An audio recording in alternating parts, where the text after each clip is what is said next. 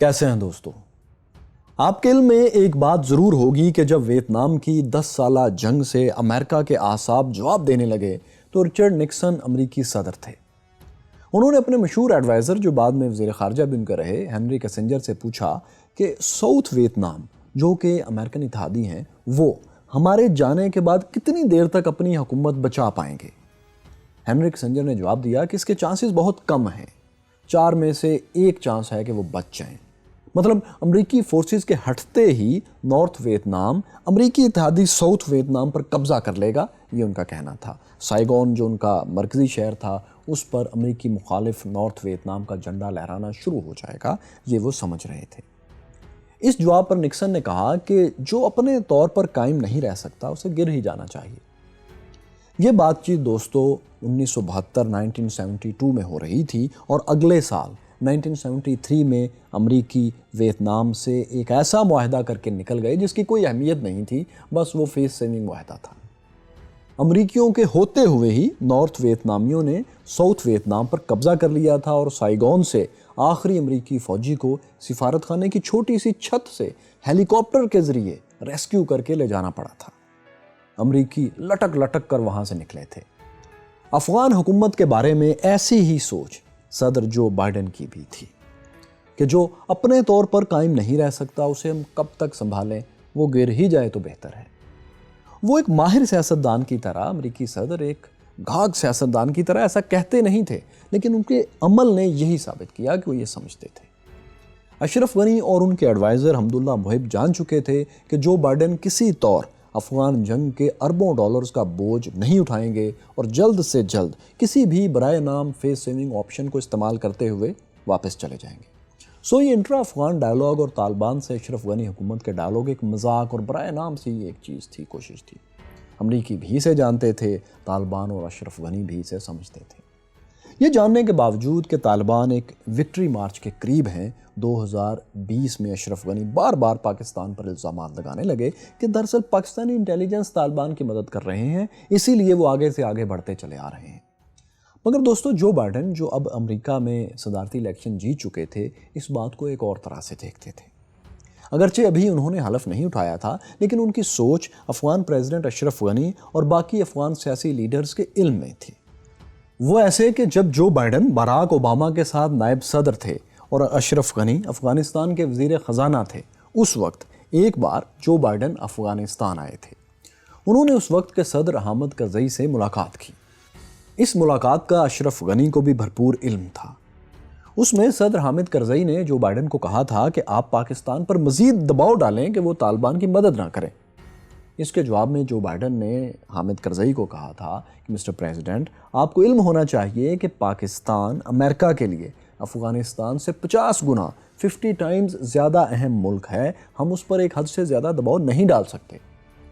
इसके अलावा दोस्तों, अशरफ गनी की एक मुलाकात वाशिंगटन में भी जो बाइडेन से हो चुकी थी पहले। इसमें भी जो बाइडेन ने अफ़गानिस्तान की जंग को एक नाकाबिल फ़तह जंग, एक फजूल लड़ाई करार दिया था, यानी एक ऐसी जंग जो कभी भी मंतकी इंजाम तक नहीं पहुंच सकती।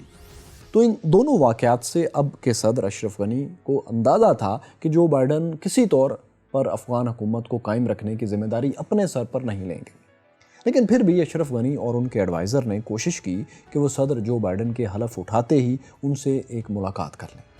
उन्होंने वाइट हाउस फ़ोन किया, लेकिन वहाँ ये हुआ कि उन्हें सदर से मुलाकात तो एक तरफ, बात करने की भी सहूलत नहीं दी गई। वाइट हाउस इंतज़ामिया ने उन्हें सदर के नेशनल सिक्योरिटी एडवाइज़र जैक सोलोवन से बात करने के लिए कहा। उन्होंने बात की और कहा कि अमेरिका की नई इंतज़ामिया भी अफ़गानिस्तान में इंसानी हकूक़ और जमहूरी असूलों पर कोई समझौता नहीं करेगी। बल्कि उन्होंने कहा कि अगर तालिबान ने अफ़गान हुकूमत से अमन मुज़ाकरात नहीं किए तो तालिबान को नताइज भुगतना पड़ेंगे। ये उनके एडवाइज़र ने कही जो बाइडेन के। अब दोस्तों, ये बातें असलन तो अफ़गान हुकूमत के लिए बहुत हौसला अफजा मालूम हो रही थीं, लेकिन हकीकत में ये खोखली बातें थीं। प्रेसिडेंट जो बाइडेन इस जंग को एक दिन भी आगे खींचने के रवादार नहीं थे। दोहा मुआहदे के हिसाब से अमेरिका को 1 मई 2021 तक अफ़गानिस्तान छोड़ना था, लेकिन जो बाइडेन ने कई माह पहले ही फ़ौज इतनी कम कर दी थी कि अफ़गानिस्तान में सिर्फ 2500 फ़ौजी बाकी रह गए थे, अमरीकी फ़ौजी। अमरीकी जनरल्स अपने सदर को कायल करने की कोशिशें कर रहे थे कि पूरी फ़ौज को اس وقت تک نہیں نکالنا چاہیے جب تک افغانستان میں طالبان اور افغان حکومت کے مذاکرات کامیاب نہیں ہو جاتے۔ جو بائیڈن ان سے سوال کرتے تھے کہ بھائی کیا یہ عقل مندی ہے کہ ہم افغانستان کے 2 اسٹیک ہولڈرز کے مذاکرات کامیاب ہونے کا لامحدود وقت تک انتظار کرتے رہیں؟ ویسے بھی ان کے مطابق یہ دوحہ معاہدے کی خلاف ورزی تھی کہ طے شدہ وقت سے زیادہ دیر تک امریکی فوج وہاں رکی رہے۔ پینٹاگن نے یعنی امریکی فوج نے جو بائیڈن کو مشورہ دیا کہ وہ کم از کم مزید 1 سال تک امریکی فوج کو افغانستان میں روک لیں تاکہ طالبان پر ایک دباؤ رہے کہ انہوں نے افغان حکومت سے مذاکرات کرنے ہیں۔ لیکن نئے امریکی صدر جو بائیڈن نے یہ تمام مشورے ایک سائیڈ پر رکھ کر صرف اس بات پر بار بار گفتگو کرنا چاہی کہ دوحہ میں طالبان اور افغان حکومت کے درمیان مذاکرات کس رخ پر جا رہے ہیں، انہیں بتایا جائے کہ وہ کس کروٹ بیٹھیں گے۔ ان کو بتایا جاتا کہ یہ کسی کروٹ نہیں بیٹھیں گے، یہ ایک ناکام مذاکرات ہو رہے ہیں۔ لیکن وہ بہرحال چاہتے تھے کہ کسی طرح مئی سے پہلے طالبان اور افغان حکومت میں مذاکرات کامیاب ہو جائیں۔ جو بائیڈن کی خواہش تھی کہ ان مذاکرات کے نتیجے میں ایک ایسا معاہدہ ہو جس میں طالبان اور حکومت کے درمیان پاور شیئرنگ کا کوئی فارمولہ طے پا جائے۔ اس سے اچھی فیس سیونگ انہیں لگتا تھا کہ انہیں اور کوئی نہیں مل سکتی۔ اس کے لیے جو بائیڈن نے بھی ڈونلڈ ٹرمپ کے مقرر کردہ افغان امور کے انچارج زلمے خلیلزاد کو عہدے پر برقرار رکھا۔ زلمے خلیلزاد نے دوحہ میں پھر طالبان وفد سے جو بائیڈن کے کہنے پر ملاقات کی اور انہیں پیغام پہنچایا کہ اگر وہ یعنی طالبان چاہتے ہیں کہ اقتدار میں آنے کے بعد انہیں امریکی اور عالمی امداد ملتی رہے اور دنیا ان کو تسلیم کرے تو وہ معاہدے میں امریکی فوج کی واپسی کی تاریخ میں کچھ تاخیر ڈیلے کرنے کی اجازت۔ طالبان نمائندوں نے جب یہ بات سنی تو ہلکے پھلکے انداز میں امریکہ کو دھمکی دی کہ اگر امریکہ اپنے وعدے اور معاہدے سے پھرے گا تو پھر بری چیزیں بھی ہو سکتی ہیں۔ اب دوستو امریکہ نے تو وعدے کے مطابق 1 مئی 2021 کو افغانستان سے مکمل طور پر نکل جانا تھا اور ہم اب بات کر رہے ہیں اپریل کے شروع کی، یعنی 1 مہینہ باقی تھا۔ امریکی نائب سیکیورٹی ایڈوائزر جان فائنر نے 15 اپریل کو یعنی اپنے انخلاء کی ٹرمپ کی دی ہوئی تاریخ سے 15 دن پہلے افغان صدر اشرف غنی کے سیکیورٹی ایڈوائزر حمداللہ محب سے ملاقات کی۔ جان فائنر نے تقریباً حکم کے انداز میں کہا کہ آپ کی حکومت کو طالبان سے تعاون کرنا چاہیے کیونکہ طالبان سے تعاون ہی کے نتیجے میں امن قائم ہوگا۔ جان فائنر نے صدر بائیڈن کا پیغام پہنچایا کہ اب اشرف غنی کی ذمہ داری ہے کہ وہ انٹرا افغان ڈائیلاگ کو کامیاب کروائیں، ہم نے اپنا کام کر دیا ہے۔ لیکن اشرف غنی حکومت کی خواہش تھی کہ امریکہ سردیوں کے شروع تک رکے کیونکہ سردیوں میں افغانستان میں جنگ تھم جاتی ہے۔ مئی میں اگر امریکہ چلا جاتا ہے تو مئی سے ستمبر کے درمیان موسم گرما میں طالبان کے حملوں کو روکنا افغان فورسز کے لیے مشکل ہوگا۔ امریکی صدر جو بائیڈن نے یہ بات مان لی۔ 9 دن بعد امریکی صدر جو بائیڈن نے اپنی پالیسی کا اعلان کرتے ہوئے کہا کہ صدر ڈونلڈ ٹرمپ نے طالبان سے جو ڈیل کی ہے، دوحہ معاہدہ کیا ہے، اگرچہ ویسا نہیں ہے جیسا وہ چاہتے تھے لیکن پھر بھی انہوں نے کہا کہ میں اسے نبھاؤں گا۔ اس کے ساتھ ہی انہوں نے افغانستان سے نکلنے کی تاریخ جو کہ 1 مئی تھی، چند دن بعد تھی، اسے خود سے بڑھا کر 11 ستمبر کر دیا۔ غالباً 11 ستمبر کرنے کا مقصد ایک یہ بھی تھا کہ 9/11 کے تاریخی دن واپسی مکمل ہو، مطلب جس وجہ سے یہ ساری لڑائی شروع ہوئی تھی اس دن یہ انخلاء مکمل ہو، یہ جنگ ختم بھی ہو۔ اس نئی ڈیڈ لائن کے تحت جولائی کے شروع میں ہی امریکی فوج نے افغانستان میں اپنے سب سے بڑے فوجی اڈے بگرام ایئر بیس کو خالی کر دیا۔ بگرام ایئر بیس کو راتوں رات خالی کیا گیا اور جس افغان فوجی دستے نے اس بیس کو ٹیک اوور کرنا تھا یعنی امریکیوں کی جگہ یہاں آنا تھا، ان کے کمانڈر تک کو اس کی اطلاع نہیں دی گئی۔ اس کا نتیجہ دوستو یہ نکلا کہ افغان فوج کے پہنچنے سے پہلے ہی افغانوں کی ٹولیوں نے بگرام ایئر بیس پر دھاوا بول دیا۔ ان افغان ٹولیوں نے فوجی بیرکس میں توڑ پھوڑ کی اور امریکی فوج کا چھوڑا ہوا جو سامان ان کے ہاتھ لگا اسے لے کر وہ چلتے پڑے۔ افغان فورسز نے بہت دیر بعد وہاں پہنچ کر انہیں ان ٹولیوں کو بگرام ایئر بیس سے نکالا اور اس کو اپنے قبضے میں لیا۔ امریکہ کو افغانستان سے نکلنے کی دوستو اتنی جلدی تھی کہ 8 جولائی کو جو بائیڈن نے 11 ستمبر والی ڈیڈ لائن واپس لے کر 31 اگست کی ڈیڈ لائن دے دی، یعنی 11 دن انہوں نے کم کر دیے۔ مائی کیوریس فیلوز جو بائیڈن کی نئی ڈیڈ لائن وہ اعلان تھا جس نے طالبان کو زیادہ پرجوش کر دیا۔ انہوں نے فوری طور پر اعلان کیا کہ وہ انٹرا افغان ڈائیلاگ کا بائیکاٹ کرتے ہیں اور وہ کسی افغان حکومت کے وفد سے کوئی معاہدہ، کوئی ڈائیلاگ نہیں کریں گے۔ دوستو یہ اعلان امریکی معاہدے اور برسوں کی کوششوں کا دھڑن تختہ تھا، ناکامی تھی اور سر چڑھ کر بول رہی تھی۔ حالانکہ جو بائیڈن کے اس اعلان پر اشرف غنی حکومت نے خوشیاں منائیں اور جو بائیڈن کے لیے شکریہ اور عزت کے کلمات بھی ٹویٹ کیے تھے، مگر اصل بات وہی تھی جو ان کے ایڈوائزر حمداللہ محب انہیں چند دن پہلے بتا چکے تھے۔ وہ بات تھی کہ مسٹر پریزیڈنٹ، افغانستان میں امریکیوں کا بوریا بستر لپیٹا جا چکا ہے، امریکن عہد ختم شد۔ جب یہ سب باتیں دوستو ہو رہی تھیں تو افغانستان کے پاس 180 ایئر کرافٹس اور 8000 فضائیہ کے اہلکار تھے۔ یہ وہ لوگ تھے جنہوں نے طالبان کا مقابلہ کرنا تھا اب امریکہ کے جانے کے بعد۔ انہیں افغان فورسز کے ساتھ مل کر طالبان سے ایسے ہی لڑنا تھا جیسے امریکی جہاز زمین پر لڑنے والی افغان فورسز کی مدد فضا سے کیا کرتے تھے، کیونکہ طالبان کے پاس بہرحال فضائی حملوں کا اس وقت تک کوئی توڑ نہیں تھا، تا وقت ہے کہ کوئی ہیلی کاپٹر بہت نیچی پرواز کرتا ہوا ان کے کسی راکٹ لانچر کی زد میں یا ان کے اسلحے کی زد میں آ جائے۔ اگر جہاز نہ ہوں، اگر یہ ہوائی مدد نہ ہو، فضائی مدد نہ ہو، تو طالبان افغان فورسز کے زمینی حملوں سے مقابلے میں کوئی مشکل محسوس نہیں کرتے تھے۔ طالبان کے لیے ترنوالا تھیں افغان فورسز، مطلب طالبان کے لیے افغان فورسز میں سے اگر کوئی ایک اصل چیلنج تھا تو وہ صرف اور صرف افغان ایئر فورس ہی ہو سکتی تھی۔ لیکن دوستو، مائی کیوریس فیلوز، یہاں ایک انتہائی دلچسپ اور خطرناک ویریبل حرکت میں آیا۔ ہوا یہ کہ جیسے ہی امریکی صدر نے 11 ستمبر کی تاریخ کا اعلان کیا، اس کے بعد انہوں نے 31 اگست کا اعلان کیا، تو امریکی فوج کے جنرل ملر نے اپنے فوجیوں کو افغانستان سے نکالنا شروع کر دیا۔ جیسے ہی پہلا قافلہ جہاز میں بیٹھا تو افغانستان کے جہازوں کی مرمت کرنے والے غیر ملکی ماہرین بھی افغانستان سے نکل گئے۔ جب افغان حکومت کو پتہ چلا کہ جہاز تو ہیں لیکن ان کے ٹیکنیشینز چلے گئے ہیں، تو انہوں نے امریکہ سے پوچھا کہ بھائی ہمیں بتاؤ یہ لوگ کیوں چلے گئے؟ ہمارے جہاز اب کون ریڈی کیا کرے گا؟ امریکی جنرلز نے اس متعلقہ کمپنی سے پوچھا تو پتہ چلا کہ ان کے ورکرز میں سے کوئی بھی امریکی سیکیورٹی کے بغیر کابل میں رہنے کو تیار نہیں۔ پھر بھی آخرکار دوستو وہ کمپنی اس بات پر مان گئی کہ جب بھی افغان ایئر فورس کو کسی مدد کی ضرورت ہو تو وہ ویڈیو لنک پر دستیاب ہوں گے۔ اب یہ ایک دلچسپ صورتحال تھی۔ افغان وزیر دفاع اور آرمی چیف جنرل ضیاء کہتے ہیں، یاسین ضیاء، کہ مئی کے آخر میں یہ ہوتا تھا کہ کمپنی کا ایک ماہر قطر میں زوم ویڈیو لنک پر ہم سے چیٹ پر ہوتا تھا اور کابل ایئر فورس کا ٹیکنیشین اس کے کہنے کے مطابق کام کرتا جاتا تھا۔ یعنی یہ آن لائن آپریشن والی ایک صورتحال تھی جو ظاہر ہے کسی طور پر چل نہیں سکتی تھی۔ Afghan air force 180 aircrafts کے ہوتے ہوئے بھی ایئر فورس کے بنیادی فوائد سے محروم ہی تھی۔ افغان حکومت نے پاکستان سے بھی کچھ مدد لینے کی اس وقت کوشش کی، لیکن اس میں بہت سی کمپلیکیشنز تھیں۔ پاکستان نے 1-2 بار افغان فضائیہ کو معمولی سی ٹیکنیکل مدد دی بھی، لیکن ظاہر ہے جب کوئی خود اپنی مدد کرنے کے قابل نہ ہو تو کوئی باہر سے بہت زیادہ دیر تک اور بہت زیادہ مدد کرنا بھی چاہے تو نہیں کر پاتا۔ یہی افغان ایئر فورس کے ساتھ ہوا، بلکہ اس سے بھی برا یہ ہوا کہ افغان ایئر فورس کے لوگوں نے سروس چھوڑنا شروع کر دی۔ بس جس کا دل چاہتا وہ کسی دن دفتر آ جاتا اور جس کا نہ چاہتا وہ نہ آتا۔ وائس پریزیڈنٹ عبداللہ صالح کے مطابق ہر روز 700 سے زائد افغان اہلکار بھگوڑے ہو رہے تھے۔ ملک بھر میں اہم اور طاقتور ملٹری پوسٹس کا طالبان نے گھیراؤ شروع کر دیا تھا۔ وہاں موجود افغان فوجی پورا دن میسیجز اور کالز کرتے رہتے، لیکن ان تک مدد پہنچانا یا اسلحہ پہنچانا افغان حکومت کے لیے ناممکن ہو گیا تھا۔ اب وہ محصور لوگ طالبان سے اپنے طور پر ڈیل کر رہے تھے۔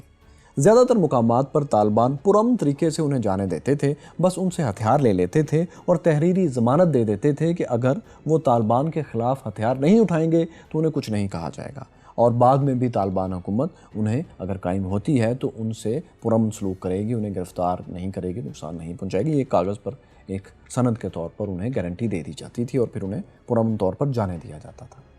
اب دوستو، ان سب واقعہ سے کچھ پہلے 25 جون کو افغان صدر اشرف غنی کو آخرکار موقع ملا تھا کہ وہ امریکی صدر جو بائیڈن سے ایک ملاقات کر ہی لیں۔ اوول آفس میں شام کے وقت صدر جو بائیڈن نے پریزیڈنٹ اشرف غنی اور ان کے ایڈوائزر حمداللہ محب سے ملاقات کی۔ ملاقات میں جو بائیڈن نے اپنی شرٹ کی جیب سے کاغذ کی پرچی سی نکالی جس پر انہوں نے ہاتھ سے واپسی کا، امریکی فوجیوں کی واپسی کا شیڈول لکھا تھا، اور ساتھ میں افغانستان اور عراق میں مرنے والے امریکیوں کی تعداد بھی لکھی ہوئی تھی۔ انہوں نے یہ پرچی اشرف غنی کو دکھائی۔ افغان صدر نے اس کو دیکھا اور کہا کہ وہ امریکی جانوں کی کہ ضیاء کی جنہوں نے اپنی جانیں دی ہیں ان کی قدر کرتے ہیں، لیکن انہیں امریکی دوستی چاہیے تاکہ وہ خود کو سٹیبل کر سکیں۔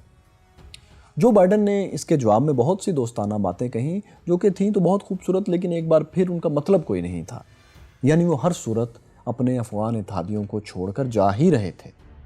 اب دیکھیے کہ جب اشرف غنی امریکہ گئے تھے تو افغانستان کے 400 میں سے صرف 80 اضلاع 80 ڈسٹرکٹس طالبان کے کنٹرول میں تھے، لیکن جب وہ واپس آئے تو چند دن تک جولائی کے شروع میں ہی طالبان آدھے افغانستان پر اپنی ریٹ قائم کر چکے تھے، یعنی 400 میں سے 200 اضلاع ان کے قبضے میں تھے۔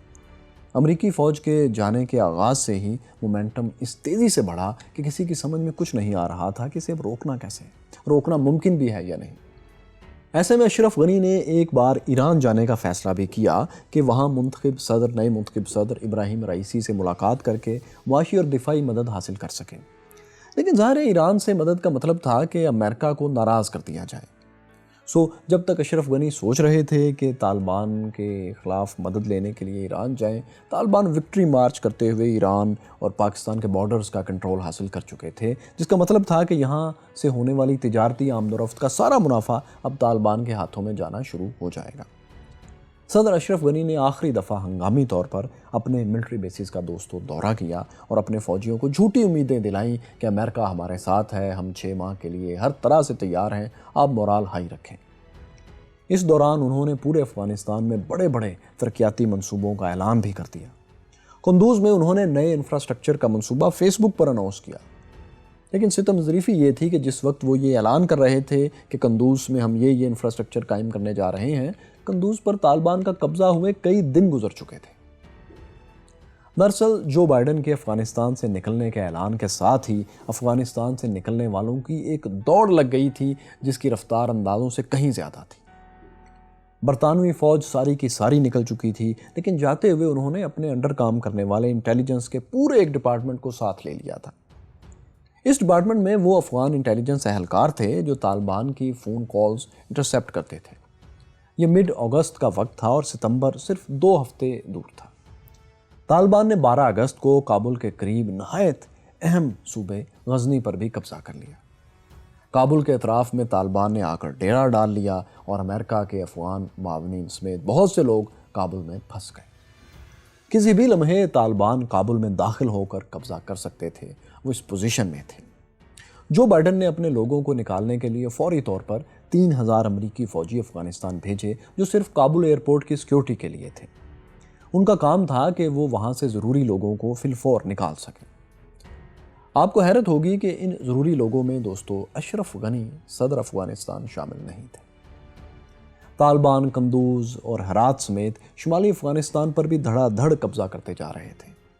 حد تو یہ تھی دوستو کہ افغان صدارتی محل سے افغانستان کے مختلف صوبوں میں تعینات افغان فوج کے کمانڈرز کو فون کالز جاتی تھیں صدارتی محل سے کہ فلاں شہر فلاں چوکی کو خالی کر دیا جائے۔ اب یہ فون کالز کون کرتا تھا یہ آج تک کسی کو نہیں پتا، لیکن ظاہر ہے جو بھی کرتا تھا وہ طالبان کا ایک طرح سے حامی تھا، امریکہ کی مدد کر رہا تھا اور اشرف غنی حکومت کو بتدریج سلیقے سے ختم ہونے میں بھی مدد ہی فراہم کر رہا تھا۔ طالبان کو چاروں طرف سے عمڑا چلا آتا دیکھ کر دوستو اشرف غنی کے وہ حامی جن پر انہیں افغانستان کے اندر بھروسہ تھا، یعنی عبدالرشید دوستم اور عطا محمد نور وغیرہ، وہ بھی ازبکستان فرار ہو چکے تھے۔ ایسے میں اشرف غنی کے سیکیورٹی مشیر حمداللہ محب کو پتہ چلا کہ ان کے سٹاف کا ایک رکن امریکیوں کی اس فہرست میں شامل ہے جنہیں کابل سے بحفاظت نکال کر انہوں نے لے جانا تھا۔ حمداللہ نے یہ بات پریزیڈنٹ اشرف غنی سے ڈسکس کی تو انہوں نے پوچھا کہ امریکی سفارت خانے سے فون کر کے پوچھیں کہ ہم بھی کسی لسٹ میں شامل ہیں یا نہیں، کیا ہمیں بھی امریکی جہاز بچا کر لے جائے گا یا نہیں۔ حمداللہ محب نے کابل میں امریکی سفارت خانے میں فون کیا اور امن مذاکرات پر سرسری سی بات کے بعد اصل بات پوچھی کہ کیا وہ اور افغان صدر کسی ایویکویشن لسٹ میں شامل ہیں۔ دوسری طرف سے کہا گیا کہ آپ تحریری طور پر یہ بات پوچھیں۔ افغان ایڈوائزر نے ٹیکسٹ میسیج اشرف غنی کی طرف سے صدر کی طرف سے ٹائپ کر کے ان کو سینڈ کر دیا۔ پھر بہت دیر انتظار کیا لیکن دوسری طرف سے کوئی جواب نہیں آیا۔ طویل خاموشی کو حمداللہ نے انکار ہی سمجھا اور اپنے UAE میں رابطوں کو استعمال کیا۔ انہوں نے ایک سینئر آفیشل کو متحدہ عرب امارات میں فون کیا تو اس آفیشل نے مثبت جواب دیتے ہوئے کہا کہ آپ فکر نہ کریں، ہم افغان صدر اور ان کے ٹاپ ساتھیوں کو ایڈوائزرز کو چند گھنٹوں میں بچا کر لے جائیں گے۔ UAE کے اس آفیشل نے کہا کہ وہ ایک ایگزیکٹو جیٹ کابل ایئرپورٹ پر بھیج دیں گے۔ آپ اپنے چاروں MI-17 ہیلی کاپٹرز کو تیار رکھیں، پیٹرول فل رکھیں، ہنگامی طور پر کچھ بھی کرنا پڑ سکتا ہے۔ 15 اگست کا انہوں نے وقت دیا کہ کسی بھی وقت وہ کنگڈم سے طیارہ VIP طیارہ وہاں بھیجیں گے، پہنچ جائے گا، پائلٹس اور عملہ تیار ہوگا اور آپ کو فوری طور پر ایئرپورٹ پہنچنا ہوگا۔ حمداللہ نے یہ ساری سیٹنگ کی اور اشرف غنی صدر کو بتا دیا۔ دوستو یہ بات ہو رہی ہے 14 اگست 2021 کی، جس کے اگلے دن یعنی 15 اگست کو انہیں افغانستان چھوڑنا تھا۔ اس وقت تک سینکڑوں طالبان جنگجوؤں کی کابل کے اندر گشت کرتے ہوئے تصاویر اور ویڈیوز دنیا بھر میں وائرل ہو رہی تھیں، لیکن افغان فورسز اور بہت سے صدارتی محل کے اہلکاروں سمیت کسی کو نہیں پتا تھا کہ اشرف غنی بھاگنے کی پلاننگ کر چکے ہیں۔ ان کا ایک دن پہلے کا بیان کہ طالبان کو روکنے کے لیے وہ آخری سانس تک لڑیں گے، افغان پارلیمنٹ کی حفاظت کریں گے اور وہیں موجود رہیں گے اور اپنا ملک نہیں چھوڑیں گے، وہ سب ہوا میں تھے اور وہ ملک چھوڑ رہے تھے۔ دوستو 15 اگست وہ دن تھا جب طالبان کا پچھلے 9 دن سے جاری وکٹری مارچ ننگرہار بھی فتح کر چکا تھا۔ حقانیز ہزاروں جنگجوؤں کے ساتھ کابل کے دروازے پر کھڑے تھے۔ اس صبح جب UAE سے ایگزیکٹو جیٹ افغانستان کے لیے اڑا تو افغانستان کا گرین زون، گرین ولیج، جہاں امریکی سفارتخانہ اور صدارتی آفیسز تھے، وہاں کی سیکیورٹی ختم ہو چکی تھی۔ اسے افغانستان کا سب سے محفوظ علاقہ سمجھا جاتا تھا، لیکن ایک دن پہلے یہاں کے تمام HD سیکیورٹی کیمرہ آپریٹرز امریکی جہازوں کے انتظار میں ایئرپورٹ پر جا چکے تھے۔ گرین زون کی، گرین ولیج کی بلند دیواروں پر بنی خفیہ پوسٹیں تو قائم تھیں، لیکن ان میں کوئی اہلکار نہیں تھا۔ یہ خبر اگر کابل کے باہر کھڑے حقانیز اور طالبان کے آرمی چیف ملا فصیح الدین یا داعش یا القاعدہ کو پتہ چل جاتی تو شاید اشرف غنی کبھی فرار نہ ہو سکتے۔ اس خبر کا تو اشرف غنی اور ان کی ٹیم کو بھی دوستو علم نہیں تھا کہ ایسا ہو چکا ہے۔ اسی لیے حمداللہ محب 15 اگست کی صبح اس so called security green zone میں پیدل چلتے ہوئے اشرف غنی کے محل تک آئے۔ دوپہر کے 1 بجے ایک UAE کے آفیشل سے انہوں نے ملاقات کی اور آنے والے جہاز اور وہاں سے نکلنے کی پلاننگ پر تفصیل سے بات کی۔ بات کے دوران ہی حمداللہ محب کو حقانیز کے ایک کمانڈر خلیل حقانی کا SMS ملا۔ انہوں نے پڑھا تو لکھا تھا سرنڈر، ہتھیار ڈال دو۔ محب نے جواب میں لکھا کہ پہلے بات چیت کرو، اس کے بعد ہم آگے بڑھیں گے۔ خلیل حقانی نے دوبارہ لکھا کہ پہلے ایک سٹیٹمنٹ جاری کرو کہ تم ہتھیار ڈال رہے ہو، اس کے بعد کابل میں ملتے ہیں اور بات چیت کریں گے۔ اب ظاہر ہے یہ ایک ٹریپ بھی ہو سکتا تھا، اس لیے حمداللہ نے یہ بات زلمے خلیلزاد کی ٹیم کو بتانے سے زیادہ کچھ نہیں کیا۔ 2 بجے کے قریب شدید حبس اور گرمی میں افغانستان کے صدارتی محل کا عملہ گاڑیوں میں بیٹھ کر ہیلی کاپٹر کی طرف جانے کو تیار تھا۔ اشرف غنی کی فیملی بھی بیٹھ چکی تھی، لیکن وہ خود دروازے میں کھڑے تھے تاکہ اوپر جا کر اپنا پاسپورٹ اور ضروری چیزیں اٹھا لائیں۔ حمداللہ محب نے انہیں ہاتھ سے کھینچ کر گاڑی میں بٹھایا اور گاڑی کا رخ ہیلی کاپٹر کی طرف موڑ دیا۔ قریب ہی بنے ہیلی پیڈ پر 3 ہیلی کاپٹرز کھڑے تھے اور اشرف غنی کے گارڈ سمیت صدارتی عملے کے لوگ آپس میں لڑ بھڑ رہے تھے کہ کون پہلے ہیلی کاپٹر پر بیٹھے گا۔ پائلٹس نے سختی سے انہیں بتا دیا کہ اگر 6 سے زائد لوگ ایک ہیلی کاپٹر میں بیٹھے تو جہاز نہیں اڑے گا۔ تو خیر دوستو، اشرف غنی جو اپنا پاسپورٹ تک نہیں پکڑ سکے تھے، ہیلی کاپٹر پر اپنی بیوی اور کچھ قریبی ساتھیوں کے ساتھ بیٹھ گئے۔ ان کے بہت سے ساتھی اور ایک اور اہم ترین ایڈوائزر عبدالسلام رحیمی یہ سب باتیں نہیں جانتے تھے۔ وہ صدارتی محل میں بیٹھے ابھی تک زلمے خلیلزاد سے بحث کر رہے تھے کہ طالبان سے 1 ہفتے کا سیز فائر کیسے کروایا جائے۔ اس وقت زلمے خلیلزاد دوحہ میں ملا برادر کے سامنے بیٹھے ہوئے تھے۔ 15 اگست کی دوپہر 2:30 بجے دوستو جب UAE کے جہاز نے افغانستان کے بارڈر پر دریائے آمو کو کراس کیا تو امریکہ کا افغانستان میں 20 سالہ بندوبست آخری نشانی کے ساتھ ختم ہو چکا تھا۔ جب طالبان صدارتی محل میں داخل ہو کر پریزیڈنٹ چیئر پر بیٹھ کر باری باری تصاویر بنوا رہے تھے، وہ اشرف غنی کا جہاز ازبکستان میں لینڈ کر چکا تھا۔ یوں افغانستان پر طالبان کا قبضہ مکمل ہو گیا اور انہوں نے اپنی حکومت قائم کر لی۔ 19 سال 10 ماہ اور 25 دن بعد امریکی تاریخ کی طویل ترین جنگ اپنے اس انجام کو پہنچ چکی تھی۔ امریکہ کے 2000 ارب ڈالرز ایک ایسے کھیل میں پھونک دیے گئے تھے جس کے آخر میں وہی ہوا جو پہلے دن بھی ہو سکتا تھا، یعنی طالبان سے ڈیل کہ وہ القاعدہ سمیت کسی بھی عالمی ایجنڈے والی مسلح تنظیم کو سپورٹ نہیں کریں گے۔ اب سوچئے کہ اس جنگ کے بعد کس کے ہاتھ کیا آیا۔ 2,40,000 سے زائد افغانوں کی جانیں چلی گئیں، جن میں سے 70 سے 80 ہزار وہ عام شہری تھے جو غربت کی آخری حدوں پر زندہ تھے، جن کا جنگ سے کوئی لینا دینا نہیں تھا۔ ان میں وہ 33,000 بچے بھی شامل تھے جنہیں ابھی تک یہ بھی نہیں پتا تھا کہ جنگ اور امن میں فرق کیا ہے۔ یہ کتنی بڑی تعداد ہے اس کا اندازہ اس بات سے لگائیں کہ 20 سال میں ہر 5 گھنٹے بعد ایک بچہ اس جنگ کی بھینٹ چڑھ جاتا تھا، اور وہ بچے جن کے باپ کسی کے آرڈر پر لڑنے کے لیے آئے تھے اور مارے گئے، ان کے ستم ہائے زندگی کو کون سمجھے گا؟ آخر بچے اپنی مرضی سے امریکہ، افغانستان یا کسی خطے میں تو پیدا نہیں ہوتے۔ بقول ساحر لدھیانوی، خون اپنا ہو یا پرایا ہو، نسل آدم کا خون ہے آخر، جنگ مشرق میں ہو کہ مغرب میں، امن عالم کا خون ہے آخر۔ بم گھروں پر گریں کہ سرحد پر، روح تعمیر زخم کھاتی ہے، کھیت اپنے جلیں کہ اوروں کے، زیست فاقوں سے تل ملاتی ہے، ٹینک آگے بڑھیں کہ پیچھے ہٹیں، کوک دھرتی کی بانجھ ہوتی ہے، فتح کا جشن ہو کہ ہار کا سوگ، زندگی میتوں پہ روتی ہے۔ جنگ تو خود ہی ایک مسئلہ ہے، جنگ کیا مسئلوں کا حل دے گی، آگ اور خون آج بخشے گی، بھوک اور احتیاج کل دے گی۔ اسی لیے اے شریف انسانوں، جنگ ٹلتی رہے تو بہتر ہے، آپ اور ہم سبھی کے آنگن میں شمع جلتی رہے تو بہتر ہے۔ دوستو، ہماری آنکھوں کے سامنے لڑی جانے والی اس طویل جنگ کی ہوشربا سچی کہانی یہاں مکمل ہوتی ہے۔ اس ساری سیریز کو آپ شروع سے دیکھیں گے تو اس خطے کے ماضی سے بھی آگاہ ہو جائیں گے اور کسی حد تک مستقبل میں بھی جھانک سکیں گے۔